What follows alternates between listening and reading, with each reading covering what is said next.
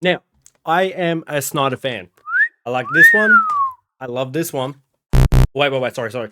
And this one is brilliant.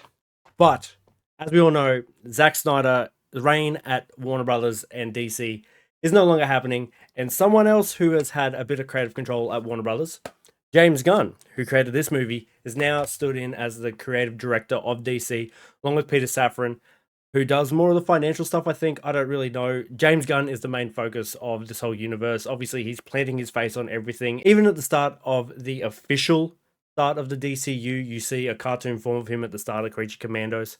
But now we're here to talk about the official cinematic debut of the DCU, Superman. This movie just felt like a massive 2 hour long Sunday morning cartoons. The entire film, I found myself just smiling. The humor didn't hit with me like some of the previous James Gunn movies have hit, but throughout the movie, I'm just smiling and that just because it plays so well into the character of Superman and just that feeling of hope and everything. Like he gets beat down, but he's fighting, he's trying his best. Just from like little statues, like you see Superman beat someone down, and just like his heroic stance and his monologue throughout the movie is just inspiring towards hope.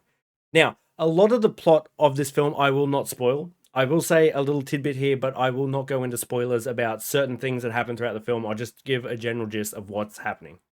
A basis term for the general plot is going to be Lex Luthor really hates Superman. He wants Superman dead. I'm just going to say that. That's the most I'm going to give you because I feel like it is best to go in not knowing what this plot is. I will not go into spoilers. Maybe if you put in the comments below if you want me to talk about spoilers of the film, I'll be more than happy to. But this video here, I will remain spoiler free. David Corenswet as Superman is probably the best Superman we've had since Christopher Reeves. Now, Snyder fans, back up off me. But I fucking loved Henry Cavill as Superman. But David Corenswet is definitely the more cartoony hope, the Adventures of Superman type of Superman, and the way he just performs him, the difference between Clark and Superman, he changes his mannerisms and that, which I really enjoyed, and especially you see it, you might have seen the snippets online. This isn't really a spoiler, but when he's interviewing with Lois dressed as Clark on a date night, but she's interviewing him as Superman, you see him Let's do it, Cronkite. embody the role of Superman, and his voice kind of deepens and he gets a little bit more serious. That was really good. Nicholas Hoult is definitely a brilliant Lex Luthor, but he feels a little bit just one-sided in this whole thing. Like he doesn't really have duality. You kind of just see him in this one hate Superman mode and that's it. I feel if the script gave him a little bit more to do throughout the film other than being the big bad, I feel like Nicholas Hoult would have had a little bit more room to play, but he's still brilliant as Lex Luthor. I just wish we got a little bit more duality in his character than I just hate Superman throughout the whole thing. Now, I'm sorry if I'm going to butcher her last name, but Rachel Brosnahan, who plays Lois, great Lois. I remember when they were doing the casting and that, she wasn't my pick. I can't remember who they were going to have, but she does well.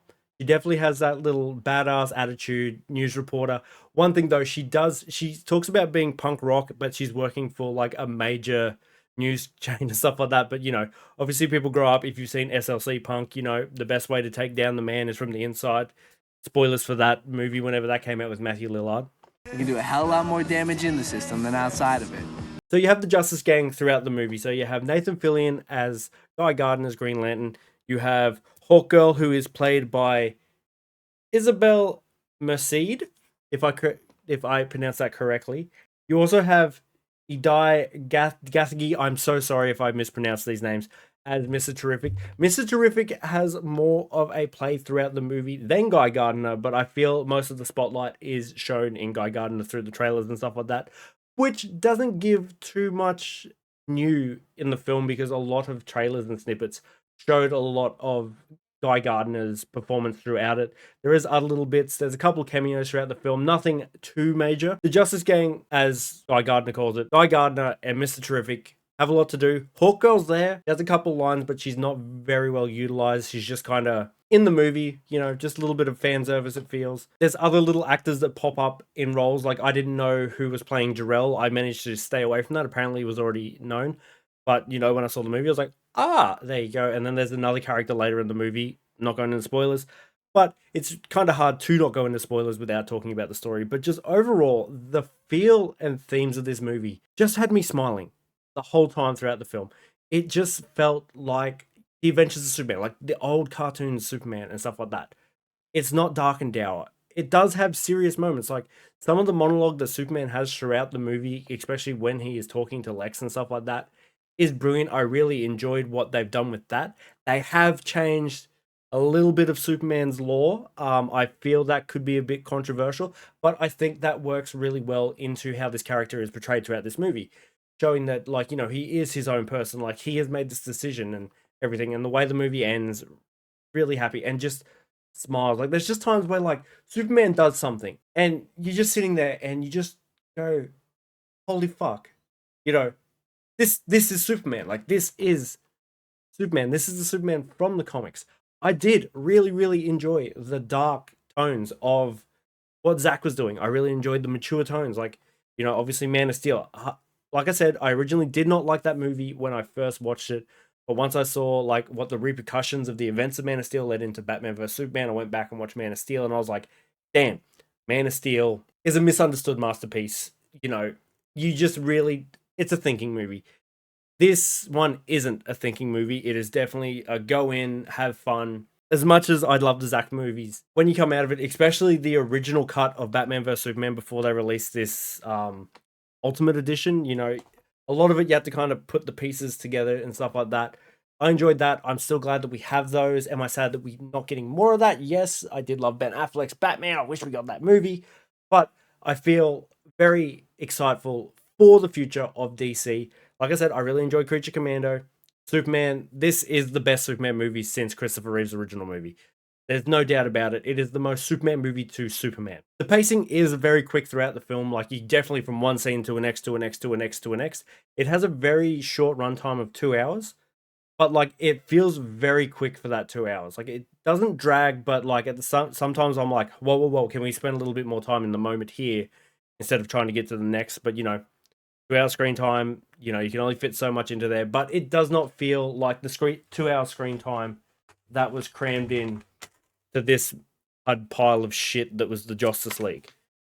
It does not feel like that. It doesn't feel too condensed. It's just there's some scenes where I wish we got to spend a little bit more time in the moment to kind of take in everything before we blast it off to the next section. So how we're rating movies from here on outwards is going to be very simple.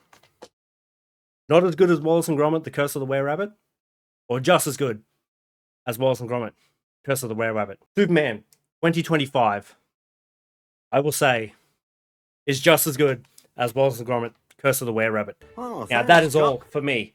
Go out, go see this movie. Go, if you love Superman, go see it. If you're a Snyder fan and one of those real deep ones, don't go see it. You're not going to like it. This isn't going to make everyone happy. It's not. It has made me happy, just as a DC fan in general. But go out, go see the movie, wait for it to be on streaming, wait for someone to upload it to your Plex server. I really think this is a great movie. Great movie for kids, great movie for the family. It's currently school holidays here at the moment, almost over. Go see it. Anyway, thank you so much for watching. I love you. I appreciate you. And if you want, hit that subscribe button down below. Definitely helps me. Drop a comment. Tell me I'm a big fuckhead because I like this movie.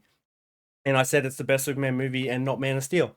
Tell me to get fucked. I don't care. Put it in the comments. Anyway, I love you.